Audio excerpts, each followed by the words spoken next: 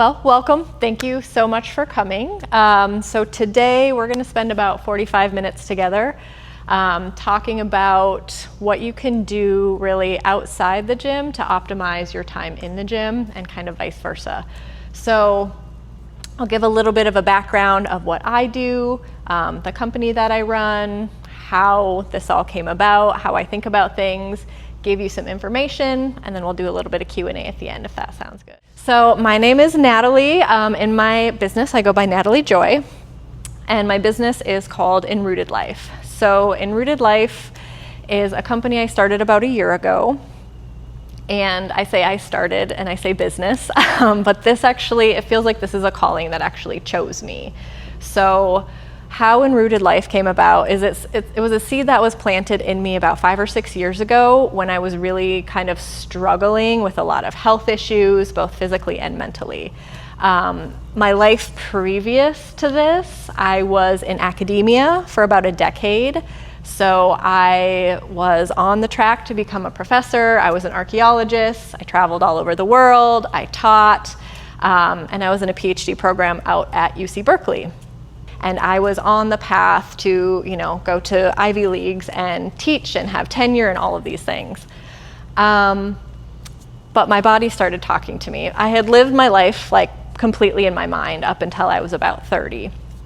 And while I thought that was just how we were this disembodied heads walking around, my body really started calling for attention. And there was a series of events that happened around 2016 that were really a wake-up call for me. So I was kind of 2 years into my program at UC Berkeley, and I ended my relationship that I was in. I got news that my father was diagnosed with terminal brain cancer, and my body just started responding in these ways I didn't really attune to before. It started asking me to listen in ways that I hadn't. So what things like grief or transition periods in my life did were it really made me shift out of my head and into my body. When I was feeling emotions really for the first time with the divorce I was going through, with my dad getting sick, and then I was looking around and I realized I don't want to be in academia anymore. I'm actually miserable. I wasn't sleeping, I wasn't eating healthy.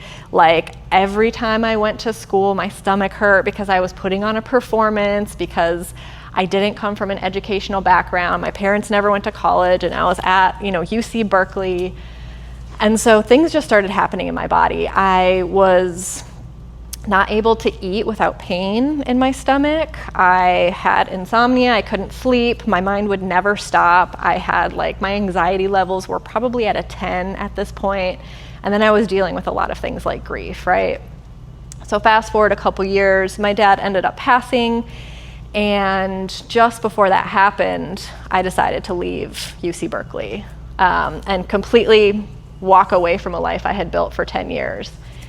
And that really started my healing journey. So that started looking at my body, looking at what I was putting in it, looking at how movement could be medicine, how food could be medicine, looking at how these things could really support my mental and physical health.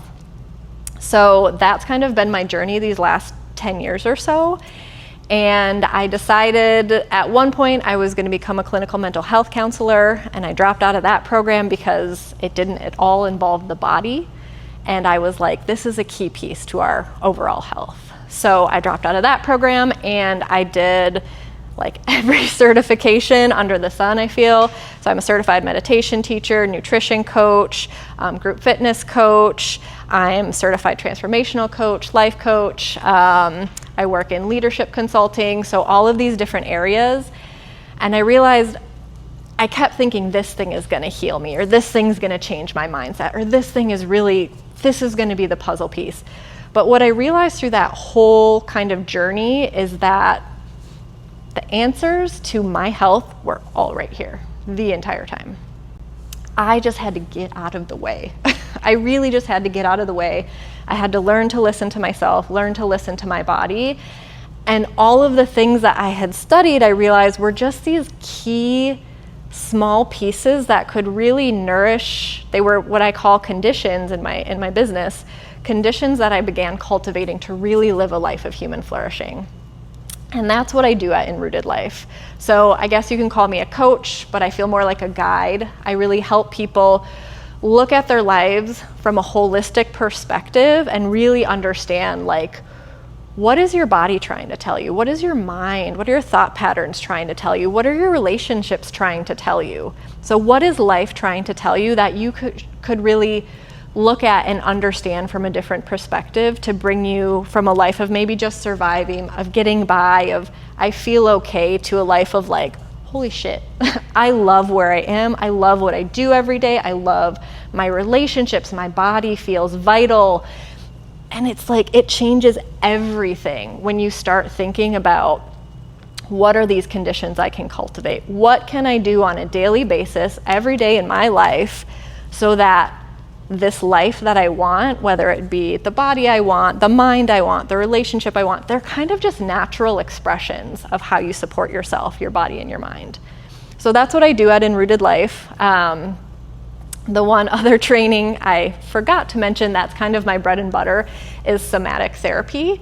So I did a 3-year training. I'm finishing up next year in somatic experiencing, and this is really working with emotions and trauma stored in the body and kind of helping those release and move through so we can live, again, a lot more vital, alive life, and we're not kind of pushed around by our conditioning or patterns from the past. So that was a huge piece that really helped me on my journey, along with food. So I'm really going to focus, of all the things I say today, the 2 things I'm going to focus on so much are gut health and how we can kind of support our overall gut and our microbiome through food and through other things. And then I'm going to talk about stress and recovery, because stress is a really key piece that's either going to help us in the gym. So acute stress, very important, right? In the gym, we're stressing our muscles so they can get stronger. But chronic stress is really what is going to degrade our overall physical health, our mental health, and just how we kind of live day to day. So I'm going to talk about how we can support those areas. So that's a big introduction to kind of me and what I do.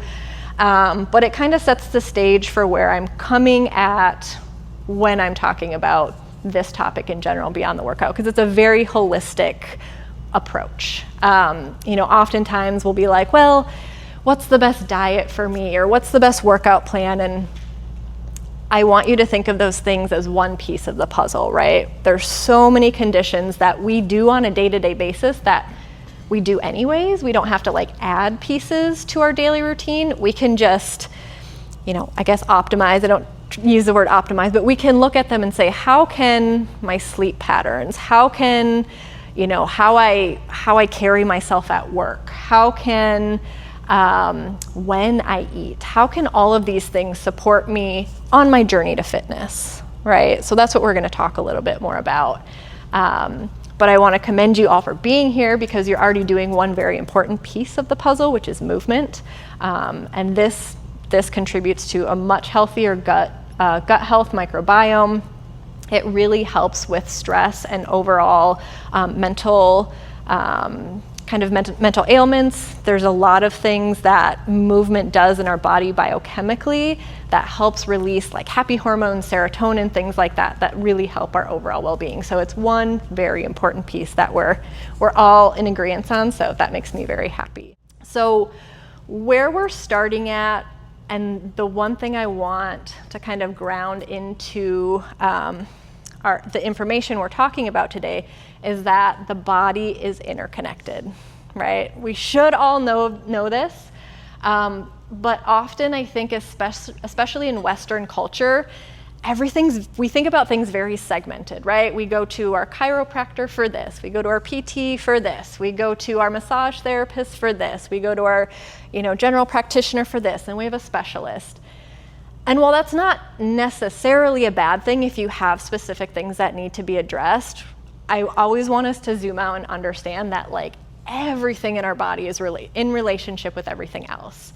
Like I was watching a webinar yesterday and I like had this aha moment that things like our toes literally connect to things like our sciatica or the health of our pelvic floor or neuropathy, like how we use our toes and how they're so constricted in our shoes and how we're sitting down. So it was just a reminder to me that like things we don't even think about have a huge impact for how we carry ourselves day to day.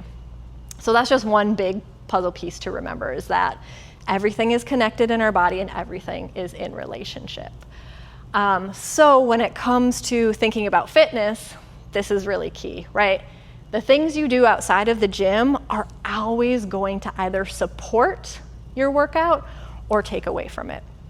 So on your handout, I have the Enrooted Life method. So this is what I teach from a lot. And basically, I'm an awful drawer, but basically what it is, this is a tree. And we got fruit and flowers.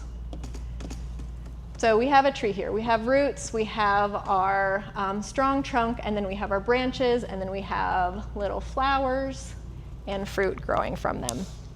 And this is an analogy I give to kind of talk about how we can, as humans, reach this idea of human flourishing, reach our optimal lives with a lot of health, vitality, and resilience. So we're like a tree, right? We are actually nature. Humans are nature. We evolved from nature. So when we think of a tree, we start at the roots, right? This is a very important place to start.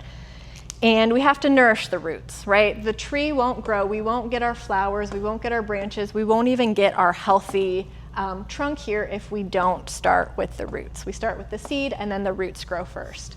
So this is what I call our nourishment phase. And you can think of this kind of as like what your body needs to really thrive. So these are the inputs. The biggest input that I'm going to touch on is food, but also things like our sleep is an input. Hydration, very important. This is a good input. So there's various things in our life that we already do in our day-to-day that we can look at, okay, like what am I inputting into my body, right? And how could I maybe change that to make the roots go deeper, right? So we want roots that go super deep to build resilience. The deeper the roots, the taller the tree is going to be, the bigger the canopy is. So we really want to make sure these things go deep. So what can we do to nourish ourselves?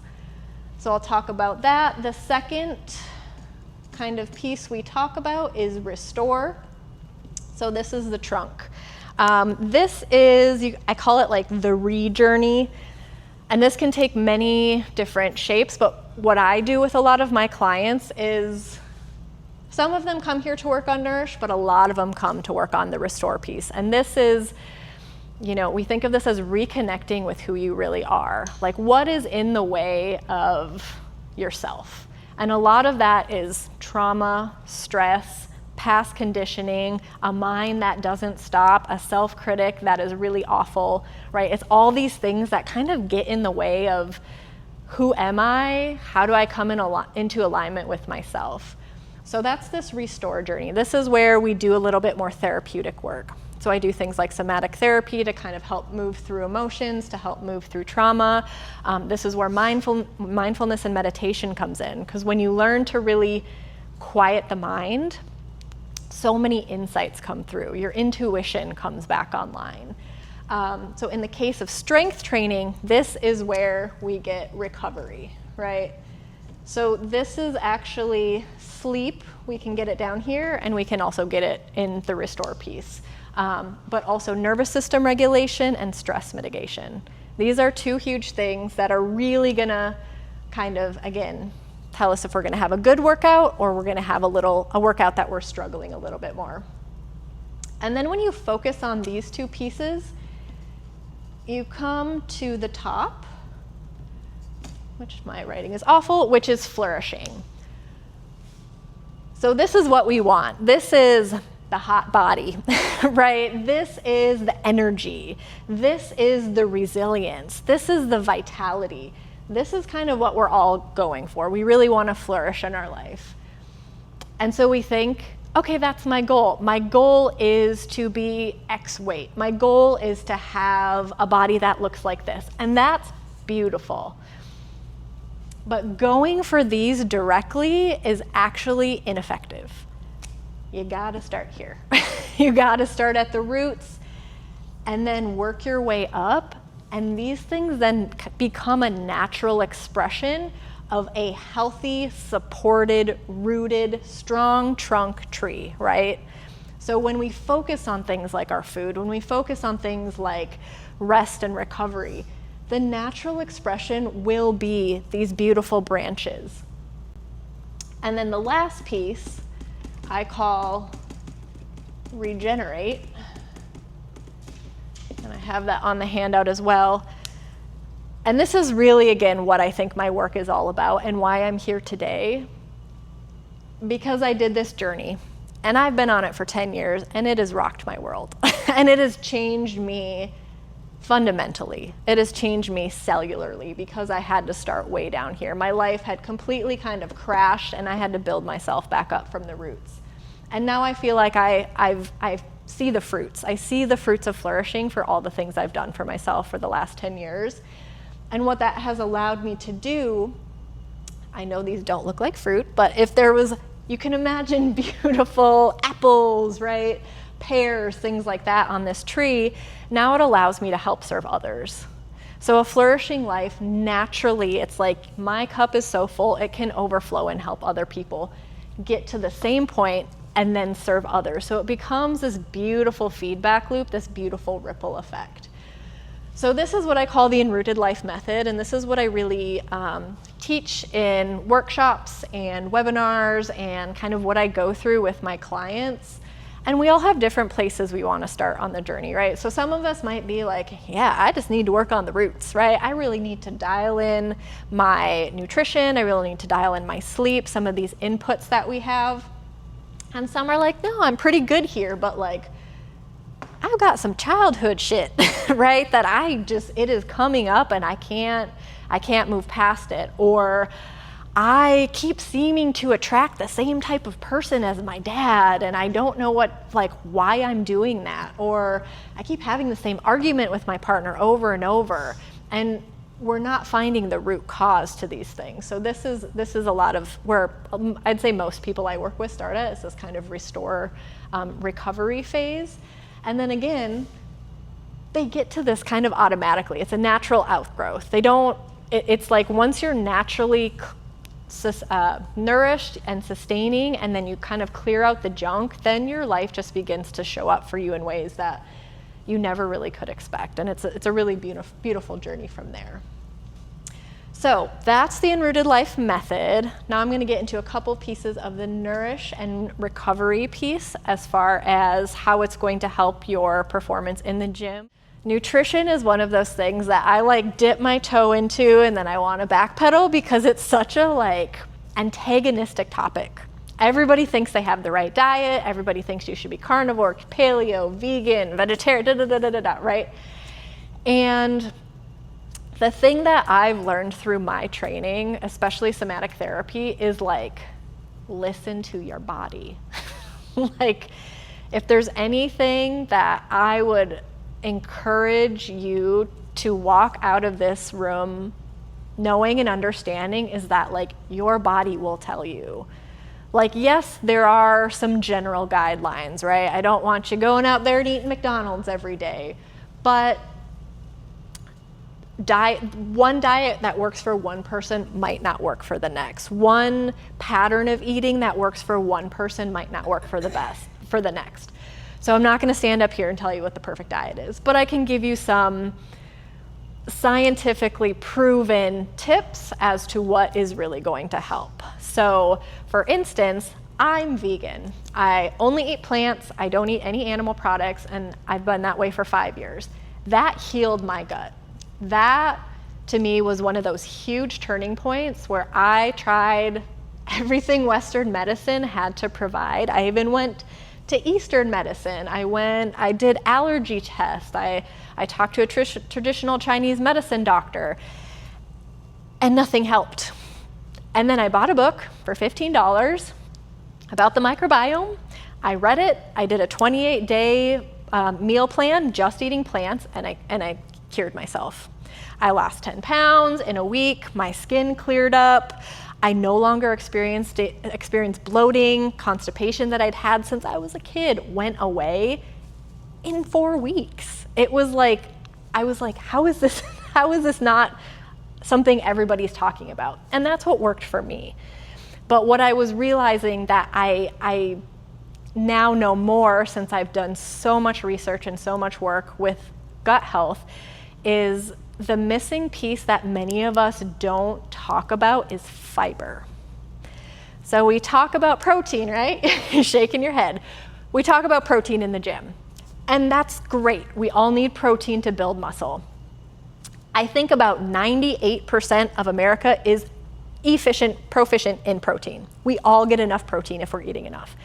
The only people who might not be getting enough protein are maybe the elderly who just don't have an appetite anymore. But we're all proficient in protein. So that makes me be like, okay, we're getting our protein game down. Protein really does help us build muscle more efficiently. So keep it on your plate, whether that be plant-based protein. So I eat things like tofu, I eat tempeh, I eat edamame, hemp seeds, various different things that really help me hit my protein targets on a day-to-day basis. But if you're doing meat products or eggs or things like that, I just ask you to look at the quality, right? Where are you getting these cuts of meat from? And I always encourage people, if you can, go to a butcher, try to get things that are organic if possible, not have hormone inputs, because those are going to mess up things in your biochemistry. But protein, I think we all understand, it's important.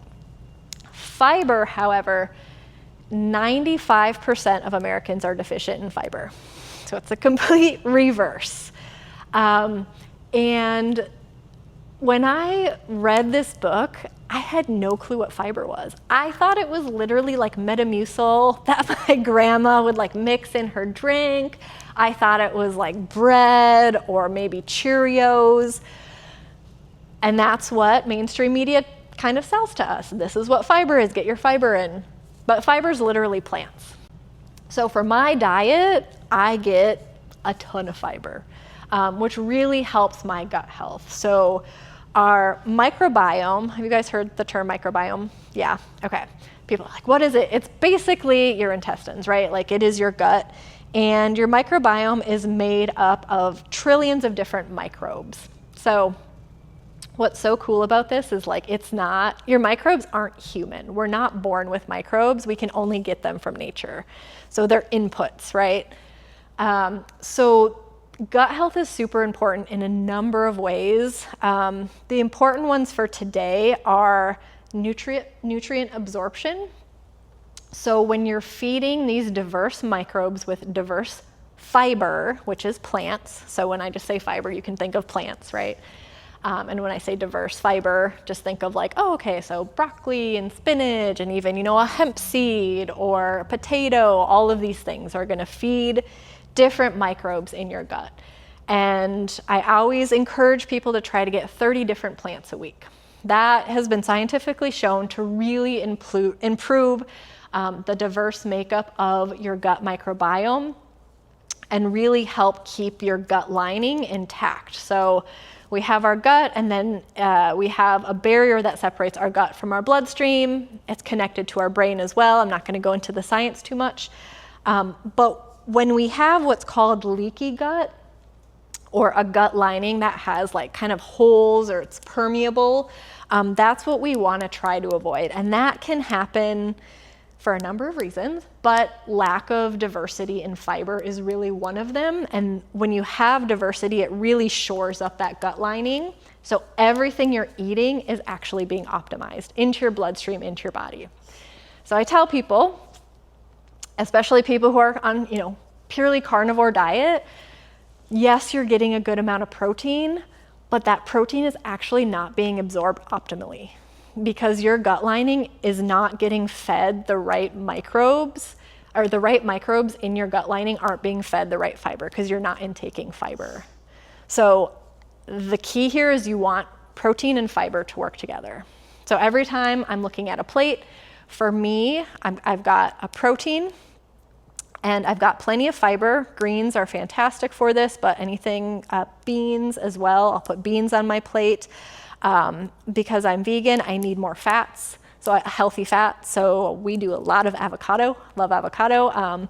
But things like olive oil, again, peanut butter, nuts, seeds, things like this, they're high density fats. So just looking at your plate and saying, okay, I've got my fiber, I've got my protein, maybe I've got my fat. And then the other thing I always encourage people to look at on their plate is color. So color is super important. Eat the rainbow, right? We've been told this since we were kids. And what that's doing, again, every color is feeding different microbes in your gut, helping with better nutrient absorption. So that protein that you're taking in is actually going to get to your muscles when you're working out in the gym. The other key thing that the gut microbiome does is it helps mitigate inflammation. So inflammation, right, is another thing that really inhibits our workouts in the gym and inhibits our recovery because our bodies are achy, they're inflamed, they're not able to recover at the rate we'd like them to build the muscle. They're kind of always in recovery mode instead of building mode. So again, the foods that you eat, especially adding fiber to kind of a whole food diet, you're getting, and again, I say whole foods as in let's leave the processed stuff to the side as much as possible. To your whole food plate is really going to help your nutrient absorption and mitigating inflammation in the gym. Again, the cool thing about all of this is our body is interconnected, so it's going to do so many other good things for you. The thing that I really like to study, again, my specialty is a lot in somatic therapy, but it's nervous system regulation and how nutrition kind of interacts with that. So your gut actually creates neurotransmitters from your brain. 95% of serotonin, which is the hormone that makes you happy, is created in the gut. So if you're feeding your gut good microbes, good fiber from plants, you're gonna make those hormones way increase. So like a happy gut literally means a happy person. Another thing that increases serotonin, working out, right? Sometimes you can come into the gym super cranky and you leave very happy. That's because all of these hormones are being released by moving our bodies. So 2 great ways you can support your mental health are food and working out. Dopamine, which is your motivation hormone, about 40% is in your gut. Again, that is supported by foods you eat. I always tell people, so sometimes we'll work with nutrition plans that help support things like depression and anxiety. I don't diagnose people. Also, I was supposed to say this disclaimer at the beginning. None of what I'm giving is medical advice. It's just education. So I don't diagnose people, but people will come to me with diagnoses, right? They'll say, I have anxiety, I have depression. And you can treat a lot of the symptoms of these things, but also the root of them through food.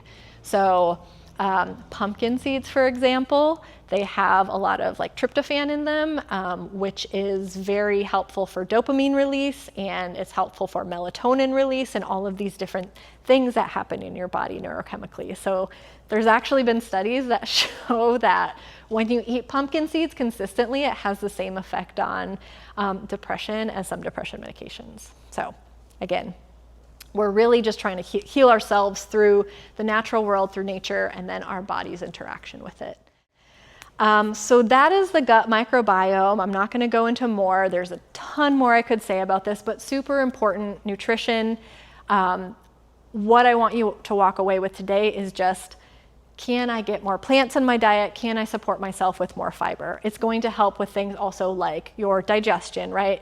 Healthy bowel movements, daily bowel movements, very important for kicking out toxins from the body, and again, helping the body recover and build up things like strength and resilience.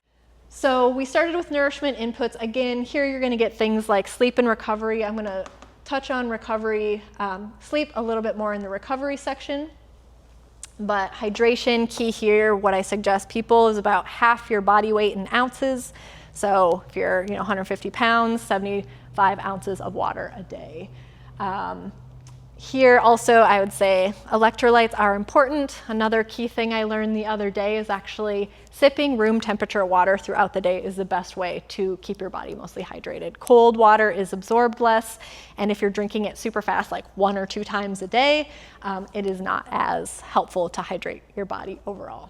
So that's the nourishment piece. So moving to recovery. Another key really performance indicator in the gym. So when we think of recovery, like what do you guys think of when I think of, like, do you do certain things for your recovery, for your routines? Do you have things you do on a daily basis to recover from your workouts? I sleep. You sleep? Okay, good. Will? Creatine. And some supplementation. Okay, so supplementation to help. Yeah. Anything? Stretching. Stretching. Beautiful. So active recovery. Yeah. So these things are all super helpful. And that's why I said we already have one huge piece of the puzzle, the fact that we're coming to the gym. Most of the population doesn't have that. So active recovery, yes, super important. It keeps the muscles still active, but not in a muscle breaking down and building mode, right? We're still using them. Also, when I think about active recovery, just, taking walks, right? We so underestimate the value of walking.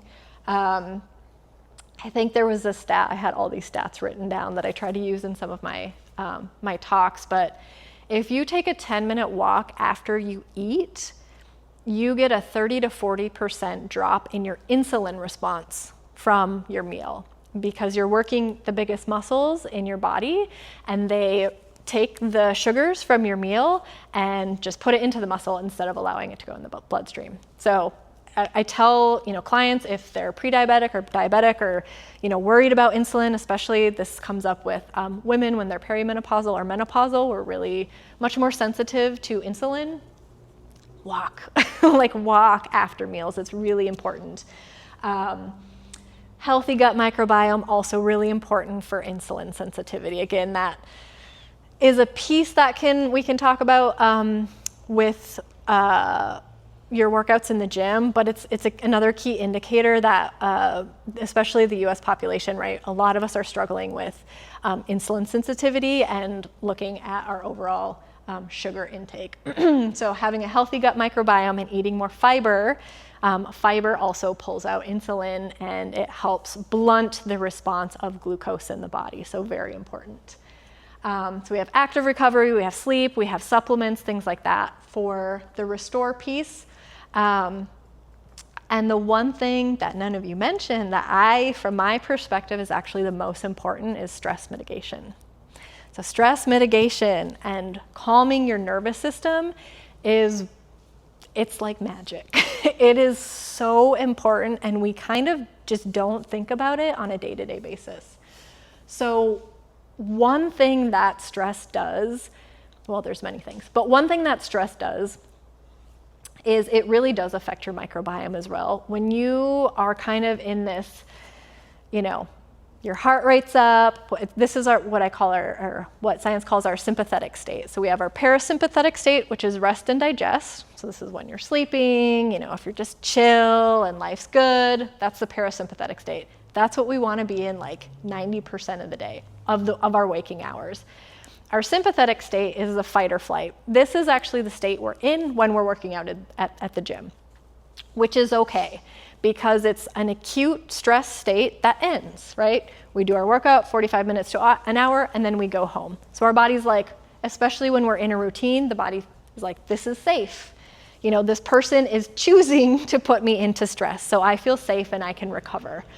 However, if you then go off to work and you're stressed all day and you're in meeting after meeting and your body just feels really tense and your heart rate's up, and then you go home and your kids are running crazy and you're just stressed out, and then you go to bed and your mind's going crazy, that is chronic stress, and that is one of the most detrimental things to health that we don't think about. I'd say food and stress, if you're not addressing those, it's really hard to get into any of the other things that are going to cultivate the conditions for a life that's really flourishing. So stress activates our inflammation response, so our body becomes very inflamed, right? Inflammation is the precursor to every single disease we know of. So it is a state that will lead the body to break down eventually. Increased cortisol and adrenaline from chronic stress. It also does things like it inhibits muscle growth, it weakens our bones, it causes fat redistribution. So instead of having mostly subcutaneous fat, so fat that's, under, this is what we see, the fat we see that's under our skin, it goes to visceral fat between our organs, and that's the dangerous fat. That's the fat that can lead to prediabetes and diabetes. So stress actually causes those things to become much easier to take root. And then it doesn't allow for recovery, right? So if we're in this state of, I always tell people to think about it, the fight or flight state is like when we're living on the savannah being chased by a lion, right? We need that, like, our heart rate needs to be up, our breath needs to be shallow, our world, like, we can't see, our perspective is really small. That's really important in the gym, right? Because we want to push our endurance as much as possible in that moment. But if we're constantly being chased by a lion all day, like, our body will break down. And it doesn't allow it to recover, right? So when the muscles that were tearing, again, good tears at the gym, are tearing and then trying to rebuild themselves up, they won't build themselves up in the way they're supposed to. They'll just stay chronically sore, right? And it's going to cause more inflammation in the body. So stress mitigation, nervous system regulation is super important.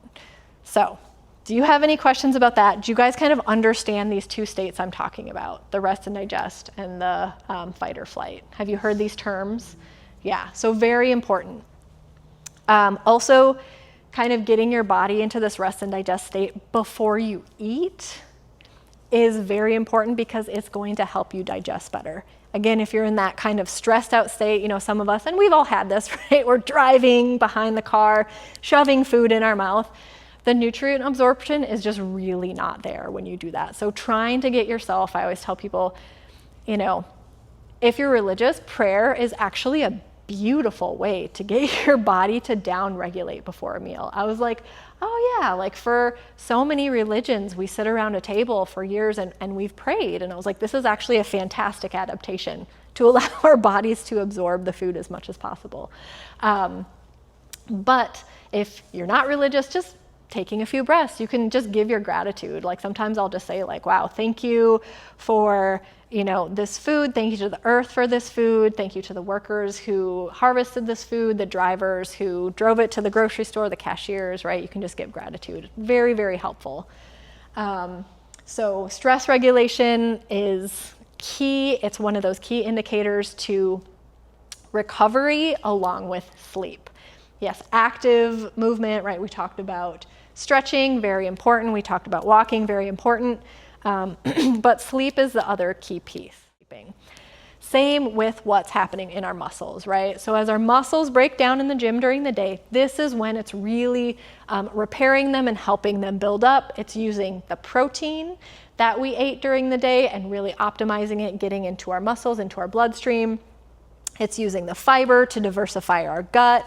So sleep is, again, one of those really important key indicators to help you do optimal performance in the gym. Like I will ask, I'm sure everybody has experience here. Have you come to the gym on like no sleep, right? Or had a rough sleep? It's so much harder, right? Your body you can't get going, right? You might not even recover at all throughout the day. The soreness might still be there. So sleep is a really another key indicator.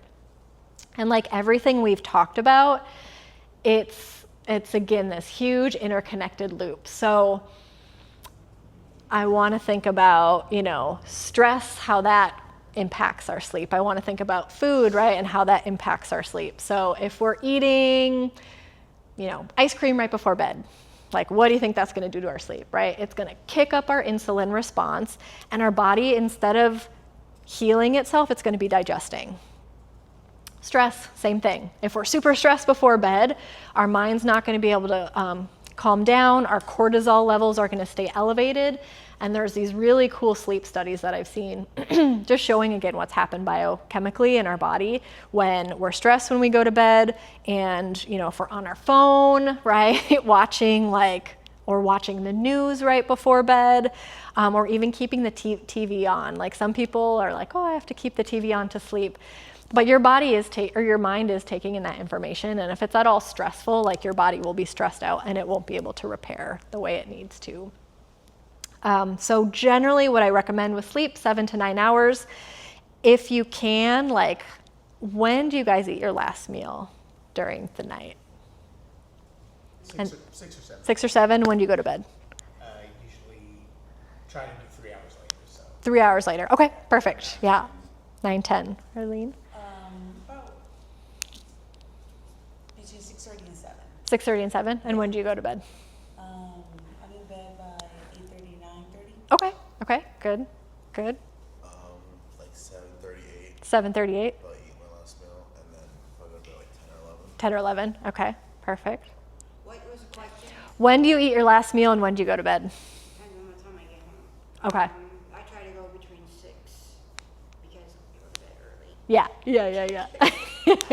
Good. Again, you're like so much further than the general population, but 3 hours gap between what you eat and when you go to sleep is really optimal, because again, your body works very hard to digest food. And if you're digesting in your sleep, you're not recovering from everything else that I just talked about, right? Your muscles aren't recovering properly, toxins aren't getting flushed out of your body. So everything is kind of going haywire as you sleep. So that 3 hour gap, you're already doing it, but continue that. It's very important. Okay, so that's the recovery piece. Again, thinking about it from a perspective of being in the gym, we need sleep, we need active recovery, stretching, right? We need really to have really good stress mitigation, trying to keep our stress moments to those acute phases right when we're in the gym. Life happens, but it's always good to have some tools in your back pocket of, when I get stressed out, what do I do? Do you guys have any tools that help you like calm down? Yeah, I walk away. Walk away? Okay. You're just like, I'm done. No, I walk. You walk. Oh, walk. Yeah. My step pad. Yeah. Exactly. Get your steps in. Again. I'm like, get away from me. Yeah. I'm going on my step pad. Leave me alone. Right. So that exercise, because it again releases serotonin and clears your head. It makes me focus. Exactly. Yeah. It depends where I'm at. Yeah. Where the stress is. Where the If stress at is. work, talk to another teacher. Beautiful. If So I'm getting at it out. home, Yeah. Take a nap. Take a nap. Beautiful. Yeah. What do you do with stress? It depends. Like if I'm at home, probably just like go to my room. Okay. Or go somewhere, I guess, less stimulating. Chaos. Stimulation, right? So it's Yeah. calmer, it's quieter. Yeah. Beautiful. Will, what do you do with stress? if I'm honest, nothing. Nothing. I mean, I think I just, however I process, like I haven't really thought about Yeah. what I'm doing about that. I don't meditate Yeah. to do that. I don't like take deep breaths. I just kind Yeah. of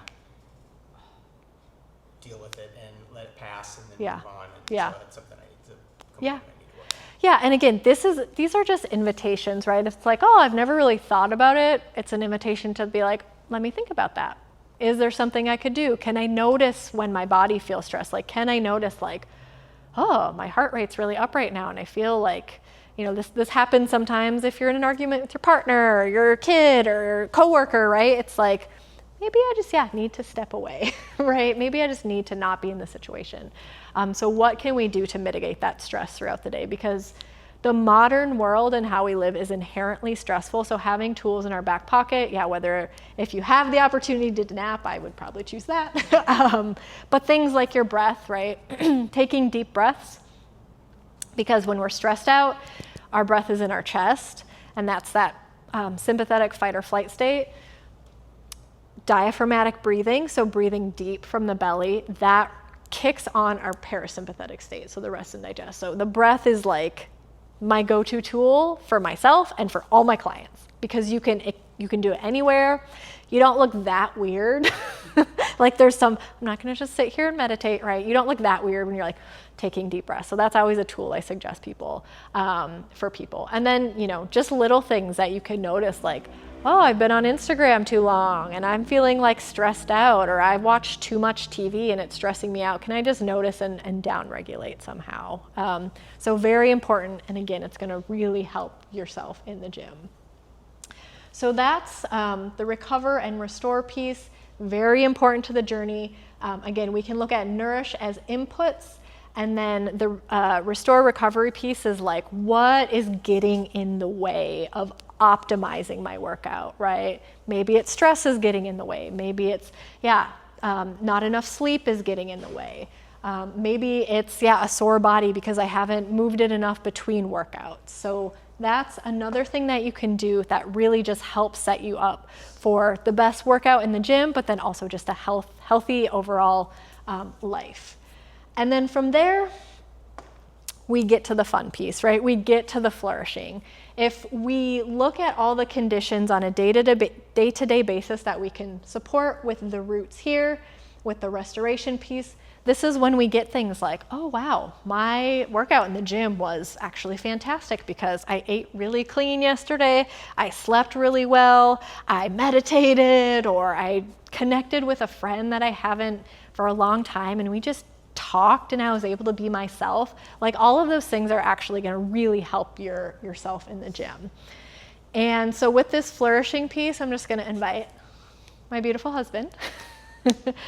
And I just want him to tell his story very briefly, because I'm sure you've seen him in the gym, and he's usually the strongest guy in the gym. So I think he's a really good testament to what this journey can actually do for you, not only in the gym, but kind of outside of life. So I'll give the stage to you. Yeah, so if I haven't met you yet, my name is Christopher.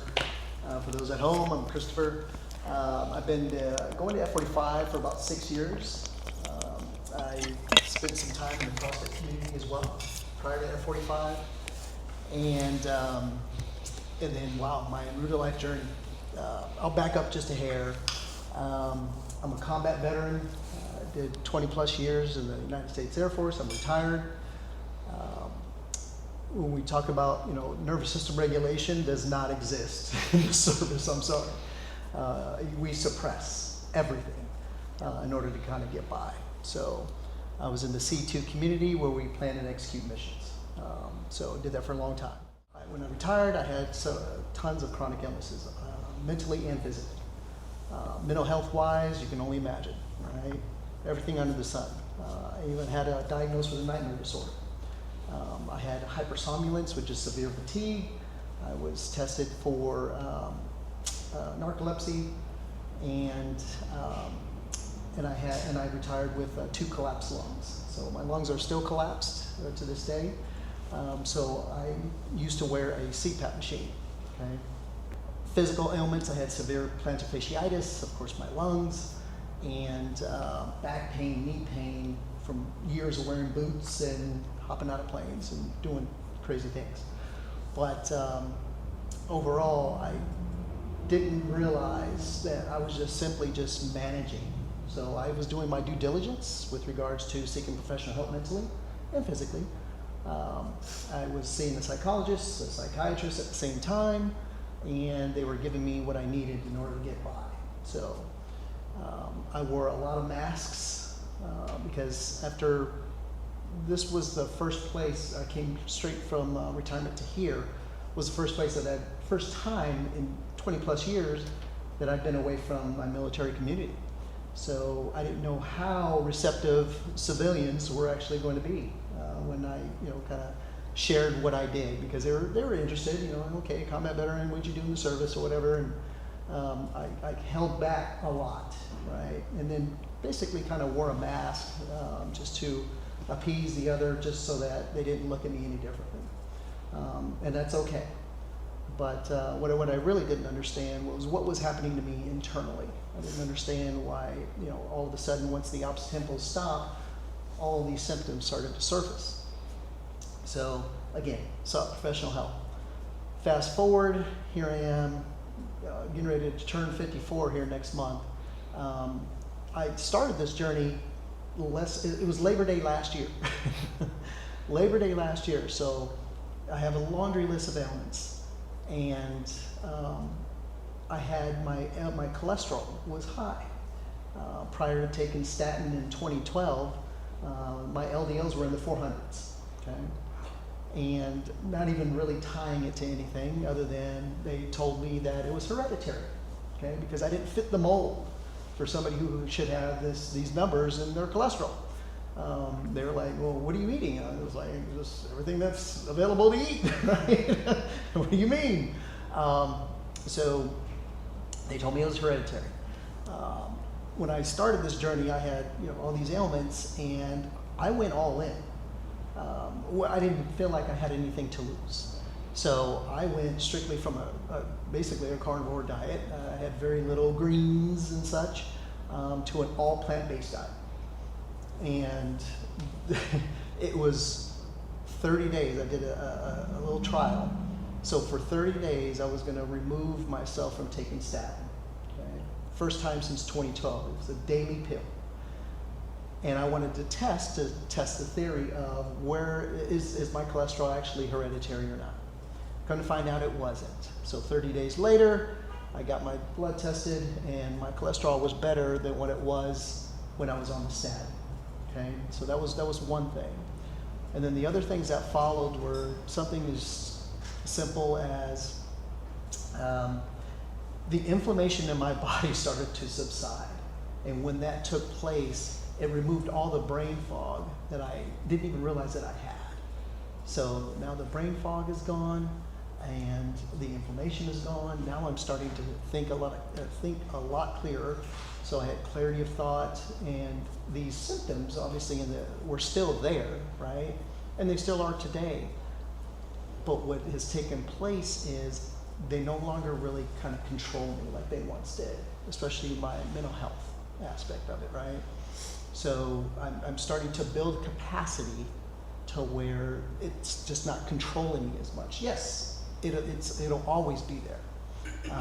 But these conditions that we're creating here, and that's what this Enrooted Life method is about, is simply just building capacity so that so they don't necessarily, keep you in this funk, especially on the mental health side of the house, right?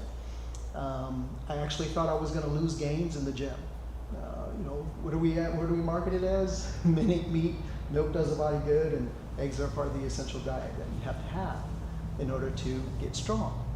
So what I've noticed is basically that was not necessarily true. So solely by eating plants, now going on a year now, I haven't been this strong, faster, and when it comes to my lungs, yes, they are still collapsed, but my pulmonologist told me when this event took place that they will heal, right? But here it was 8 years after retirement, and I couldn't come to a cardio class because I had zero stamina until I started my diet. And I changed it and went straight plant-based. Now I'm coming on cardio days, right? It's very odd, but my energy levels are high. The blood flow is incredible.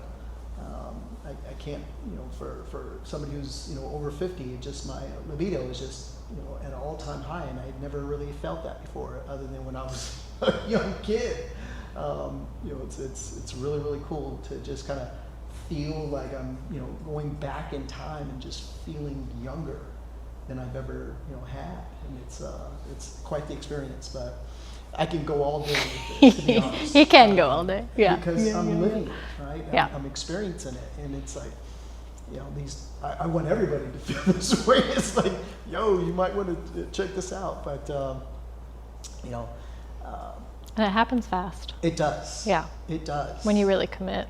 When you commit to it, I was like, some people ask, do you miss it, right? Do I miss my lemon pepper chicken wings? Absolutely, right? Do I miss my ribeyes? 100%. But by eating plants, you actually find ways where you can still have that same, yes, it's not the same texture or whatever, but the flavors are still there, right? So whether you're eating mushrooms or black bean burgers or something in that sense, right? But it's still nutrient dense, right? So you're getting all these nutrients other than I knew nothing about fiber, similar to what she shared. My fiber game is on another level, right? So, I mean, I was maybe in a 7-day week, maybe 4 times, right? And I remember how I felt each time. I was like, wow, I feel fantastic. Light on my feet again, right? Let me get back into the gym and throw up some more weight. But now it's almost 3 times a day, right? Just constantly it's strengthening this gut lining that is protecting my microbiome.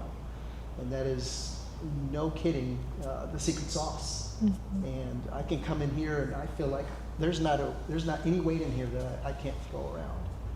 Everything feels very light to me. And it's incredible how that is actually working. And I feel stronger, and I'm getting stronger. And you went from how many hours of sleep to? Yeah, no, that's a good point. So you guys, you're knocking it out of the park with regards to sleep. I was a 4 to 5 guy, restless, with a CPAP machine, and still trying to, push through my capacity to function. Here I am, an entrepreneur, and working on my own business consulting is what I'm in, and traveling a lot, and so on and so forth, right? So I was pushing well beyond capacity. Didn't understand that, a lot of the inflammation in my body, I tied inflammation to injury, shoulders, my back, my knees, my feet. And I had infrared sauna, I had, compression therapy, doing cryo shift back in the day over there at the 202, if you recall. So I was in there doing the things, but they were just managing, almost just like my depression medication and so on and so forth, right? They're just tools to manage, but never getting down to the root. Mm-hmm. So, yeah, but it was fantastic. But yeah, the sleep is next level. Yeah. And the energy that I feel is fantastic. And so, but yeah, that's my journey. Thank you. Yeah, and what was cool about Christopher's journey is, we really did start with food, that input piece, the nourishment piece. And this is what I, again, in my business, what I talk to people about. When we go into things like trauma recovery, working with PTSD or nightmare disorders or things like that, those are heavy loads. Those are big things to work on. And I want to make sure you're nourished, right? I want to make sure that you're not just exhausted every day. We want to make sure the body can handle moving through these bigger things. So again, Christopher could talk for a long time, but that's where we really started with him. And then we could start addressing some of these pieces, right?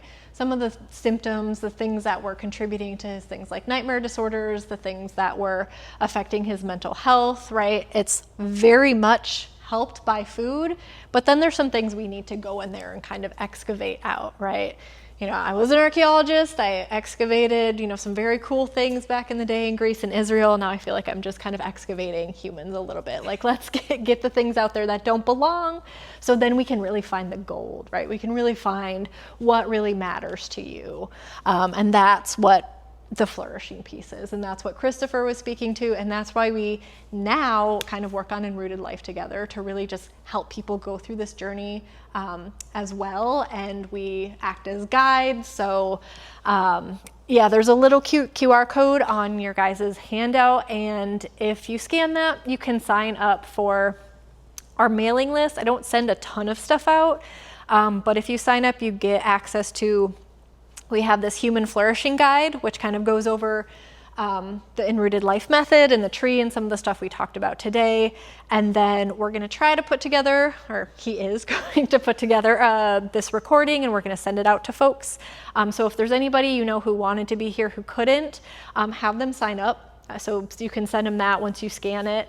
And then there's things on there that tell you a little bit about, again, services we offer. So I do one-on-one coaching. I'm also trying to put together a group coaching cohort that's going to be 6 weeks, and we kind of go over some similar things to what we talked to today, but we get a little bit more in the weeds, and then we as a community kind of talk about what we're going through in our life and work through it together. So that's a group coaching package.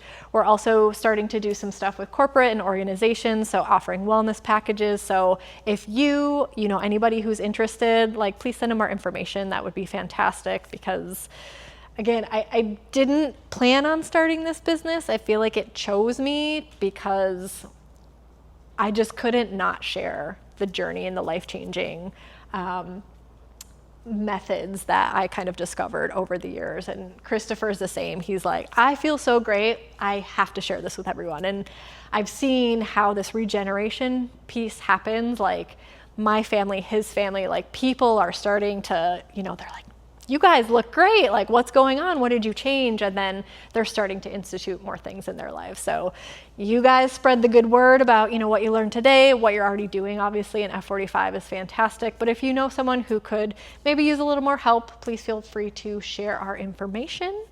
And there's one little prompt on the bottom of that paper that just asks, again, what's like one way your body is talking to you? What's one thing your body's asking from you? It seems like you guys are doing pretty good with nutrition and food, but is there one thing? Maybe it's stress, right? Maybe it's like, maybe I want to think about like how I can mitigate a little bit more stress. Like what can I add to my routine?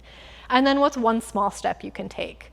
Because again, we want to look at the fruit, right? It's like, I want to lose the weight. I want to Fantastic. Let's keep that goal. But transformation happens by taking one small step at a time consistently. So what's that one small step we can take? Is it, you know, I gave you some options on there. Is it adding one more plant to your plate? Is it getting that 7 to 9 hours of sleep? Is it going for a walk after you eat? You know, maybe we didn't talk about intermittent fasting. A little bit of intermittent fasting. Can I just have a longer gap between my last meal and my first meal?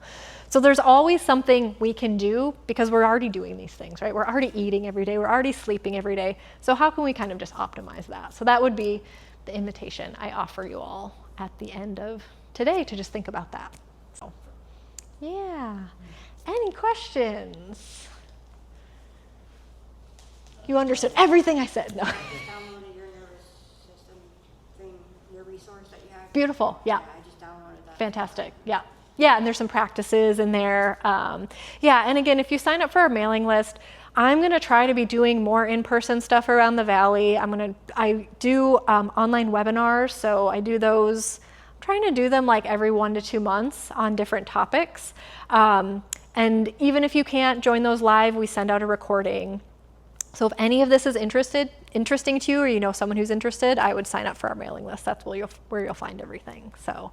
Yeah, otherwise email me if you have questions, talk to me in the gym, talk to Christopher. He's my, what are you, my agent? I kind of been calling him my agent. So, but thank you so much for being here today. I really appreciate it, guys. So thank you. Thank you.